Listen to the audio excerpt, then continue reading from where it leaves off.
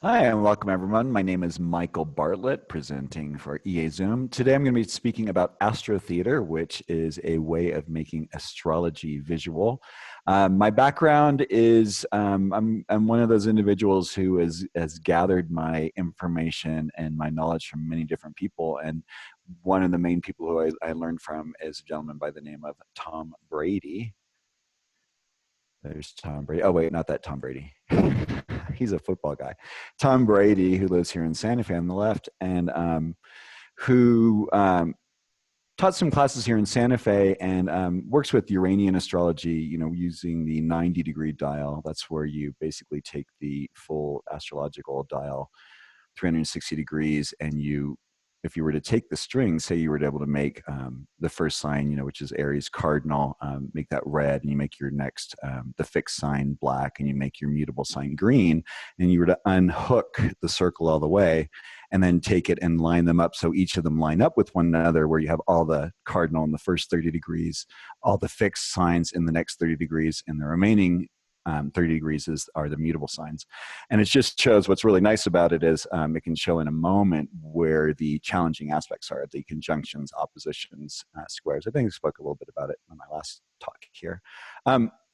So back a few years ago, Tom was talking about an experience that he and Barbara Shermer, who, as we know, passed away unfortunately a few years ago, wrote a book on Astrology Alive. And here in Santa Fe, they did an experiential astrology where people could come in and give their birth information to them and then walk into this room or this theater and have individuals act out the different aspects in their chart. We now call this astrodrama, or it's a way of allowing, giving voice to the planets and to the signs. And so this really moved me, and I thought, well, wouldn't that be great to for learning and deepening one's experiences, to be able to actually really physically experience, not just this, wordiness, because astrology is very mentally structured, very intellectually structured, where, we really kind of look to keywords and key thoughts and kind of structure things that way.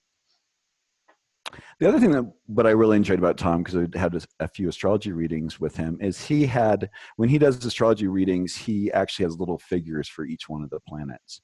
So when I went and saw him, this is an example of kind of what he did. He had a little Buddha for Jupiter. He had an archer for Sagittarius. He had, a goddess figure for the moon, and of course Neptune, or Poseidon for Neptune, and various other figures as well. But just to give an idea, and what I liked is it kind of gave me a different experience of astrology right off the bat. I was able to have kind of get a little bit of a sense, like looking at a happy Buddha and thinking, oh well, I think of Jupiter as being, a happy Buddha, it gives great beneficence, and, you want to rub the Buddha's tummy and get more blessings. It was kind of an interesting way to look at it, because, and then of course, one of the other aspects is Chiron. I love Chiron. So in traditional astrology, we look at, when someone's looking at a chart, this is my chart back here, by the way, they would say Sun in Aquarius, Sagittarius rising, Scorpio moon, or moon in Scorpio, those being like basically our three basic descriptors we like to use in astrology. Well, to most people, that doesn't really mean anything unless you've been studying astrology and understand what each of those planets mean, or each of those positions, as well as what each of the signs mean. So when I was sitting there in one of Tom's classes, I was thinking, well, we live in an electronic age. Why don't we have access to astrological imagery? Why can't we see astrology as kind of like this magical play being acted out, where we would see the planets as actors, the signs as costumes or tools, and the houses as different stages or different places in our lives? So just we're going to play on what this aspect is here on the screen right now, which is, these descriptives of Sun in Aquarius, Sagittarius rising, Moon in Scorpio. And what if we were to make it that being Sun in Aquarius? We have a figure. Olive is unfortunately on a telephone, so she's not able to see the visuals, which this is a very visual experience here. But we have a figure. It looks like a gentleman with a large vase with flowers coming out of it, and he's dressed kind of like in a new agey kind of way. It kind of gives one a kind of a sense of, that freedom-seeking kind of idealistic viewpoint that Aquarius has, kind of like having some aspects of the past, but being a little bit futuristic. Right away, it gives one a sense, a different sense than just telling someone, oh, well, you have a sun in Aquarius. The other thing is when it comes to imagery bypasses people's defensive structures. A lot of times when we're doing readings for people, we might be telling them things that are really important to them and that are really spot on, but for whatever reason, in human design, maybe they'd call that person maybe a projector, they aren't able to hear. And what's nice is when you can provide imagery, you can bypass some of that defensive structure and allow the individual to kind of connect in and have an experience that isn't based in the astrologer's words. We'd say a picture is worth 1,000 words. It's because it elicits a lot more in us than just what simple words can do. This is Sagittarius rising, and for this individual, it looks like someone who's getting ready to go out on safari with a bow and arrow, and the arrow is aimed upwards. Sagittarius always going off, getting ready to, looking for that new adventure. Where can I go off and travel? Whether it's the deepest, darkest parts of Africa, or whether it's Australia, or whether it's outer space, Sagittarius is ready and willing to go. And finally, the mysterious Scorpio Moon. And she is wearing black leather clad. She's wearing goggles, so you can't really see her eyes or what she's thinking. And she's kind of seductively dressed. So it kind of gives you a sense of what Scorpio is and what it's like when the moon's in Scorpio. These figures, each of these, we have all of the planets in all of the signs, and then we have all 12 houses set up. We're all hand painted. Well, actually, the signs the planets as actors and their outfits are all hand painted by oil by Christine Cianci, who lives in San Francisco, and then we did a lot of digitizing. So this is actually available on Apple, who just got kicked off Android for being indecent. I guess the Scorpio Moon character might be a little too risque for some, but it seems funny in this day and age that would be that case. But so it is available on Apple application, Apple apps. So what we did is, and by the way, the app is 99 cents on Apple. What we did is we took each sign and put each of the planets in each of the sign all the way through. And then what we worked on was we did 3 keywords for each. Like when it comes to Aquarius, it'd be to shine, which that is one of the aspects of what the sun does. And the idea of what Aquarius is known for when it's coming from its highest intention is tolerant and progressive. So giving people a little bit of wording, because, some people need the wording, but then also, the imagery, because as you can tell, there's a lot more emphasis with the imagery coming through. So this is an example of one of the houses. This is the 12th house, which is ossuary, a bone sanctuary, kind of a mausoleum. And the idea too is putting these planets in there so you can kind of see what the relationship is with one of them, with each other. Like for me, I have Neptune and the moon in Scorpio. You can see the similar outfits they're both wearing. They're both wearing Scorpio outfits. This kind of matrix-like steampunk sort of a look, which is what we were going for. So you can kind of get a sense of like, wow, I wonder what these two are up to here in this underground sanctuary with all the bones.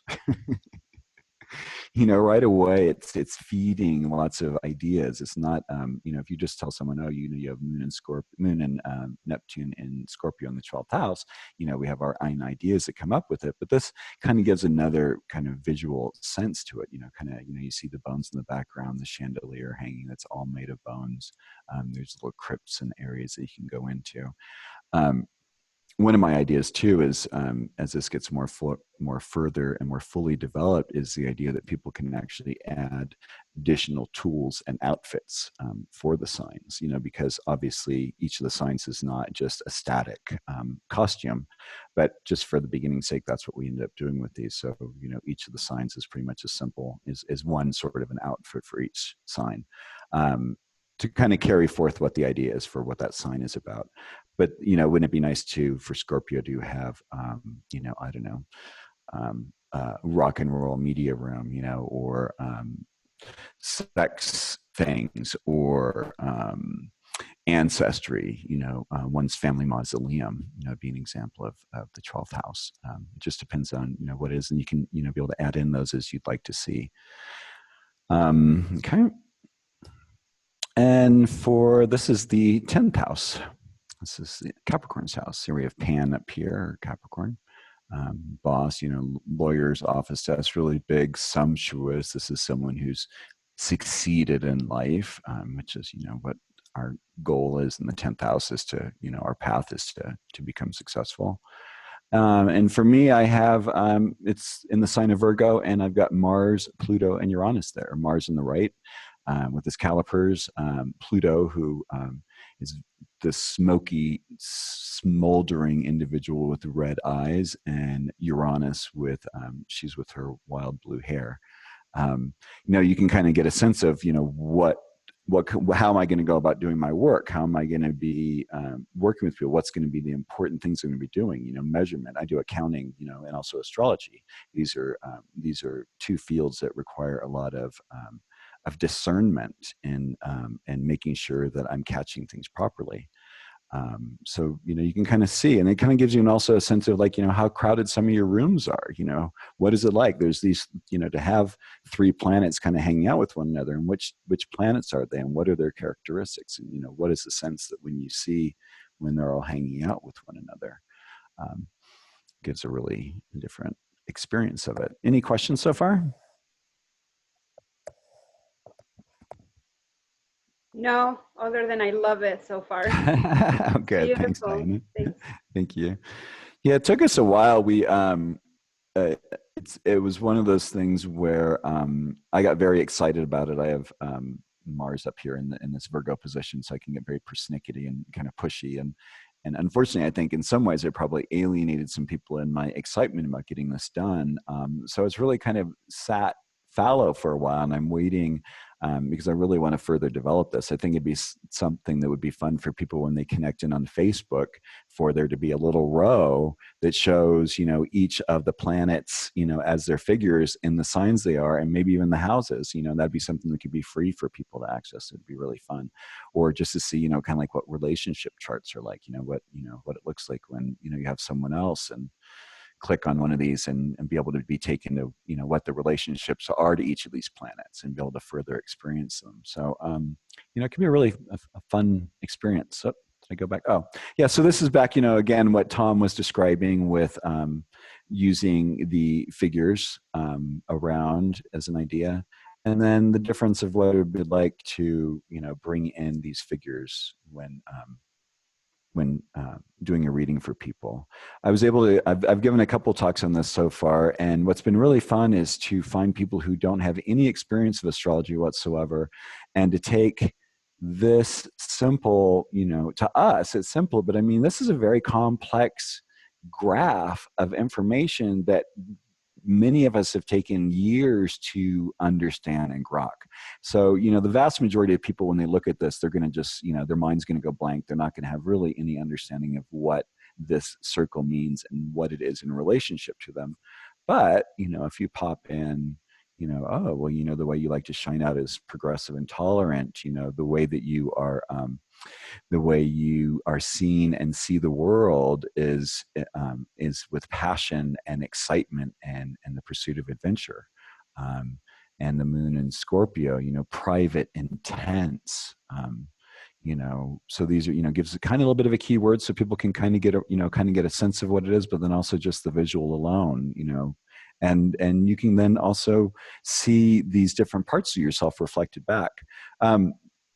then to be honest, it really isn't much of a shift to do this then and with friends, and understand that everyone in our life plays out these different characters, so learning to, first of all identify them this way, and then identify them like, oh, there's my friend over there who continually acts as my Pluto in Virgo retrograde, or there's that person over there who continually reminds me of what it's like to be, very Jupiterian from a a Taurian standpoint. That's just the next step for it. It's another level of experience on it. The other thing that I felt that was really important was, and I don't know if this is really the case anymore, but growing up, knowing that there are different understandings of life, but not necessarily having people around you who can share that with you. What I thought would be really wonderful is, say, someone who lives in some very remote area who wants to have an experience of astrology but doesn't have anyone else to interact with or talk about it. I mean, you can use these images. You can, begin to have a little bit of experience in having an interaction with these archetypes. These are living entities. These are living experiences we have in our life, and making relationships with them as much as possible is what's going to allow us to kind of be the best we can be for our charts, and possibly even transcend them, in those places where we want to transcend the challenging aspects. When I talked about relationship aspects last time, when you can see, like, where certain things, how they react with one another and how they can crash into one another, there's another way to explain to people, how these interact with one another. All right, let's see. So, and this is one of the screenshots. It says, AstroCards are graphic representations of the characteristics of the planets as they travel through the signs of the zodiac. AstroTheatre's AstroCards show the planets as actors on a stage, dressed in costumes, characterizing the sign, and include keyword descriptions for added clarification. You can use this app to browse through the cards planet by planet, or do a random reading for meditation or just for fun. I've had some friends who use this kind of like as a little oracle card. They can just, and you can see, here's one of the things that on the right-hand side, it says random deal. On the left-hand side, it says choose card set. So on the left-hand side, you can learn, deepening, learning, seeing, more about your astrological chart. And then on the right-hand side, you can act it more as an oracle, an insight, or a focal point. So when you, normally when you click on choose card set, it has a spinner that shows all the planets on one side and then the signs on the right. So you're able to kind of come up with whatever combinations. They're really, it's just a different way of experiencing astrology. And I'm probably going to have a lot of, some free time to talk. But the other way that I found out that was really fun to work with this is rectification. This is me and my Danish exchange sister. I was an exchange student to Denmark when I was in high school, and I'm still close with the family. And my Danish sister, as you can see, is not Danish looking. She was actually adopted from Korea when she was 9 months old. There was no tracking of when exactly she was born. So for her, and it's very interesting because when she's born is right on the cusp between Cancer and Leo, somewhere in those days. And for those of you probably who, hear this a lot from people, one of the fun things I like to hear from people is when they say, oh, well, yeah, I'm born on the cusp, because a lot of people are used to looking at just the simple horoscope in the newspaper and picking out those dates. And seeing, oh, well, there's, a little bit of a difference. But, as we all know, we can only be, our sun sign is either in one sign or the other. So the other interesting thing, her name's Pia, by the way, lives right outside of Copenhagen. The other thing that's really interesting is she's also very, she's not astrologically oriented or spiritually oriented. She's very pragmatic, as many Danes are. Very realism based. So it's been fun to kind of play with her with astrology over the years. But in the pursuit of trying to figure out when her birth date might be, I decided I would take out the AstroTheatre cards and see what she thought. And so I decided, the question here is she a Cancer or is she a Leo? So I showed her this photo first, which is the Cancer sun. As you can tell, it's Apollo's face there holding a baby. in a kind of like a nice cloth. I don't know what they call those kind of. It's almost like a kangaroo pocket, huh, Linda? For the pouch for the baby, and holding a baby milk bottle. Yeah, milk. What do they call them? Baby bottle. So very nurturing. And the first thing out of her mouth is, "Ew, what's that?" Which is not really the kind of sense you're going to get from someone who's a Cancer, because the first thing probably out of a Cancerian's mouth is like, "Oh, it's a baby. It's so sweet. I want to pinch its little, whatever, pinch its cheeks." And then the next thing I showed her was this, which, let me see, this has actually got a nice lead in. There we go. We should never rush a king when he's on his way in. Sun in Leo, which you can see. This is a true king, face up, crown on the head, scepter in hand, and I forgot what that is on the bottom right in the left hand. Another symbol of power. And so it's funny, she says, "Well, I don't really resonate with that either." And I said, "Well, what do you resonate with?" And she says, "Well, I like the crown and I like the scepter, but I don't think I like the robe." Again, as a Cancer going to answer that way, a Cancer is probably going to actually be more likely to go for the robe anyway, and kind of not even be interested in any of that. So, this is another way they can actually really kind of grab someone right away. And what better way to do rectification than using the reaction of your client or your friend or, whoever it is you're working with, who you're wanting to share, or yourself. I mean, what is your immediate reaction? If you're one or the other, you can check and see what it is. This can also really be helpful with telling lunar times, of course, because, that goes rather quickly, as well as the ascendant.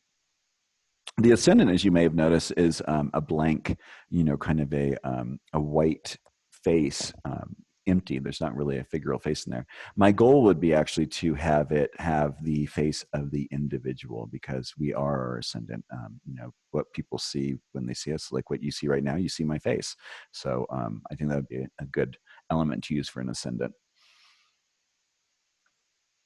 Alrighty. We are still working on this.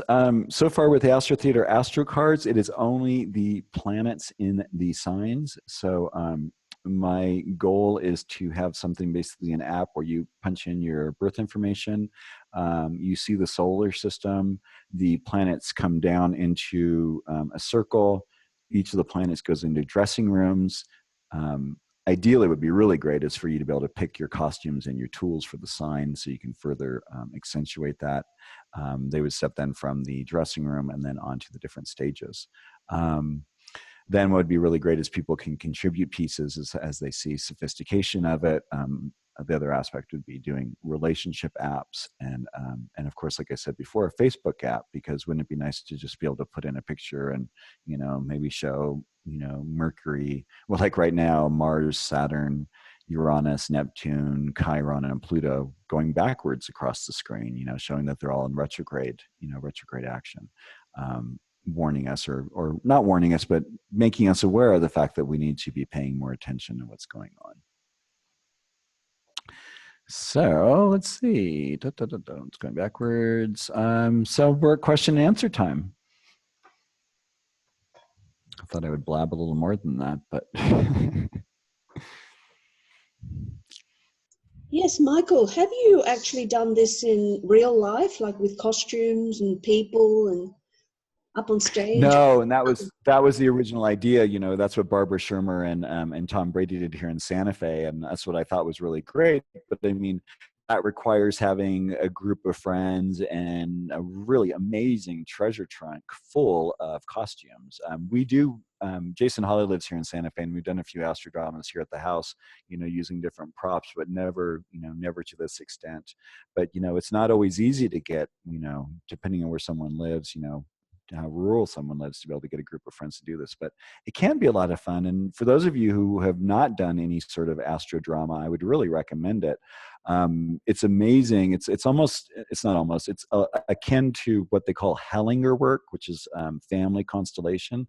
And what ends up happening that's really magical is that the archetypes, whether in this case with astrology, the archetypes, astrological archetypes, or with family constellation, meaning the archetypes that each individual family member brings into the mix, get actually creatively and amazingly acted out, which is quite surprising. I really highly recommend it, and it's a great way to deepen and also have a spontaneous relationship to astrology, because sometimes in those moments, you might normally look at a certain relational aspect between two planets as being a certain way, and yet in an astrodrama, something completely off the wall might come through your mouth and gives a level of understanding to the person whose chart it is that they hadn't seen before. So it's really magical. It certainly is. I can't wipe the smile off my face. It's just so much fun, isn't it? It really is. So do you get to do you do some groups with that there? Oh, we did some astrodrama. We played out our skip steps, and we wrote some plays, and with lines for all the characters, and that turned out really well, and we learned a lot from it. It was very educational. It was a lot of fun as well. Yeah, but yeah, go ahead. I was just going to say, I mean, these are our Greek tragedies, right? Yes, exactly. But what I see for you is like you can have this idea if you like a little book, 12 pages representing the houses. So you start at the first house and look at all the archetypes in there, and then fill in the picture. Not just what I originally not just the person's clothes, but the actual exactly. Okay. Yeah. No, I originally thought it would be really fun to have like this, I don't know, for some reason there's like this idea that I have from like when I was a kid, this, like you had this playing board and then you had all these magnetic figures, and you could take these magnetic figures, or it wasn't even magnetic, I think it was like this almost, that plastic that's kind of acts like, because it's out of static and it sticks to it, and then you can move that. I mean, that'd be the other thing, is like paper doll astrology. You're right. And I was even thinking about just using this as doing some very simple teaching on YouTube, just doing like, going through, doing one thing where it's just each of the planets, and then doing one where it's a planet going through each of the signs, and then, kind of building that, because that could be really fun, and just really short snippets of like experiential ways of looking at each of these. Beautiful. Do you think the right brain kicks in more when we're looking at pictures and colors and things like that, rather than that intellectual side? I just think after a while, what I've seen over the years with people is that it's real easy if one uses just the wrong word. If sometimes in our excitement to try and explain something to someone, we might just, there might be that one word that person just is not really going to be able to hear, and might turn them off from us. And what I find is with the imagery, it's like it's hard for them to have a judgment or a criticism about an image I'm presenting, because as so much in our life as it's each of us has to perceive what it is we're perceiving and then make relationship to it. And I think when it comes to presented ideas, many of us can have very conflicting relationships to ideas that are presented, as well as to how maybe a person presents them. There's just a lot of different effects, I think, that can come into play. Yeah, definitely. So, anyone in the audience have a question for Michael, or any comments they'd like to make? I'd just like to say that when the idea, hi, Michael. Hi, Carolyn. Thank you so much for the reading you did for me last time. It was so wooly wonderful. My pleasure, my honor. Another bit of information, largely. Anyway, what I see with when I heard the idea of a deck of cards, I thought that would be so wonderful for individual meditating. Like every so often I hear somebody says, oh, meditate on the planets, and my moon in Virgo hasn't got around to liking craftiness, so I don't do it myself. But I thought, if I had a deck of cards with the images that you had chosen, and I do mean you in particular, that would stimulate something that would make me more able to go to meditating on the planets. Wonderful.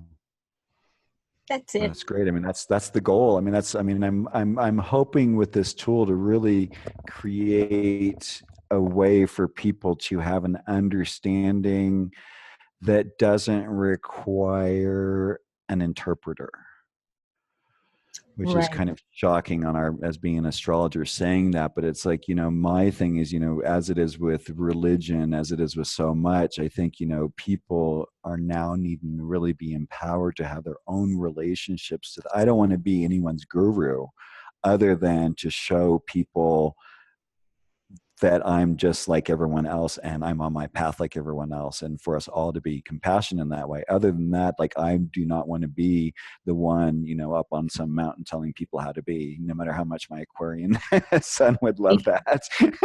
I also think that you have a gift to put things out that will pull in different people's understanding.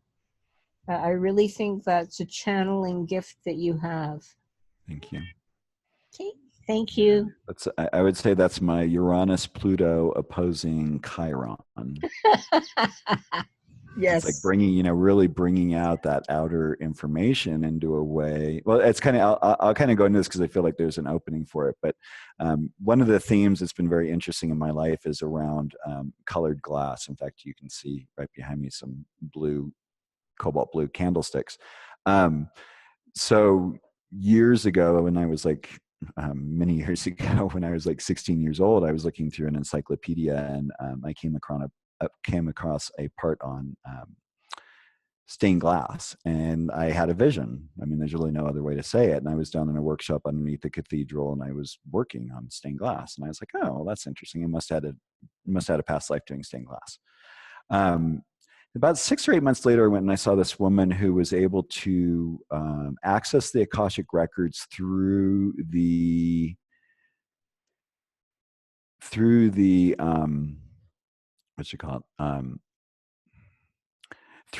aura, through colors. And she said, she says, you have a very light green aura, which means you attained peace in a lifetime that was hard to. And she said, and she had to kind of check in for a second. She says, well, you did stained glass. And it's like, I got shivers all over my body, as one normally would. But what I loved, what was the truest, greatest gift about that was it confirmed for me in a heartbeat my deepest understandings that, that we are here multiple times. And so, fast forward to, doing the AstroTheater, I'm watching a show on cathedrals, and they're talking about the stained glass, which always gets me very excited. So I was looking at that, and they talked about, the gift of the stained glass windows was to take these complex allegorical stories and make them into images that the common people could understand. And it's like, all of a sudden, I had chills over my whole body. And I think, oh my God, I'm still working on these themes. I just got the chills. Yeah, that's what I feel. It's like my Uranus out of bounds met your Uranus somewhere, and it went, I know you. Yeah, exactly. Exactly. I know what this is. Yeah, perfect. Okay. Well, just so you know, we do have, I think I maybe have 1 or 2 sets, but I can actually go and get them printed up, but I haven't done too many of them. It was kind of funny because the interesting thing, another aspect about this is I have, Jupiter and Taurus, part of a grand trine in Earth. So like I can get really big ideas, and, with my Aquarian sun, I can be ahead of my time. So I had this whole thing had up as an idea, and then we were getting ready. UAC in Louisiana was coming up in New Orleans, and we were getting close to the time, and the person I was having program basically, melted down, and we weren't able to get anything more. So this little weird idea popped in my head, and I said, well, you know what, I'm going to UAC, I should have something. So I thought, oh, well, why don't I make magnets? Well, the magnets ended up being like, just people went crazy over them. It was really wonderful. And that's where it gave me the idea of doing the AstroCards. So if anyone wants, whether, now, listening now, or, in a future time, you can go to astrotheater.net. We do have an order thing. I can go over to the printer. I'd probably, make up a few batches, and I'd be happy to, and obviously be happy to sell them to people, because they are really helpful, Caroline. So they really can come in handy. Good to know. Thank you. Okay. Yeah. Any final questions or comments? Yeah, I do. I have one. Yeah. First, I want to say I absolutely love your work. I find significant value. You know, sometimes words are so limiting, and this does redirect you back to yourself. It stirs your creativity, your intuition, and it's beautiful. And I just actually downloaded that app, and I'm Thank you. just wondering, when do you think you'll be done with it? The key now is us trying to find someone who would be willing to do the programming. It's funny because in the years that have been since, I probably could have taught myself the programming language, but it's like one of those things that I'm kind of in resistance about having another chunk of my brain involved with some other thing. So if any of you know anyone, if anyone hears of this and you have a sibling who, you know, is kind of bored and wants to have part of a business on this. I mean, it really isn't something that's generated any money, you know, at 99 cents each. I think what ends up happening each year is the partners end up getting a nice write-off for the loss that the business has had. But, you know, at some point, I think actually this really could be built into something. And so I'm just kind of in this place of allowing and waiting for that right person to show up who has the consciousness and the presence and the understanding of what it is that we're doing here. So, you know, I'm really honored that each of you here, you know, kind of gets the importance of it and feels it. And so I just am holding the intention and working from a place of that it's there, and I'm just waiting. And all the pieces actually are all ready. We just need to have someone who has the wizardry to make the pieces dance with one another in the ways that they need. So, Good. you know, it's just Oh, that's good to know. Thank you, Diana. Okay, great. Well, Michael, that brings us to the end of your meeting. Thank you so much for sharing these wonderful ideas with us. Your details are up here if anyone would like to contact you. And so would you all please thank Michael Bartlett, everyone? Thank you, Michael. Wonderful again, as Thank always. you, Michael. Thank you, Michael. Bless Thank you you, all. Take care. Thank you all. See Thank you you, next time. Michael. Hi, Marie. Thank Next you. time. Yeah. Oh, there are other people down here I didn't even see.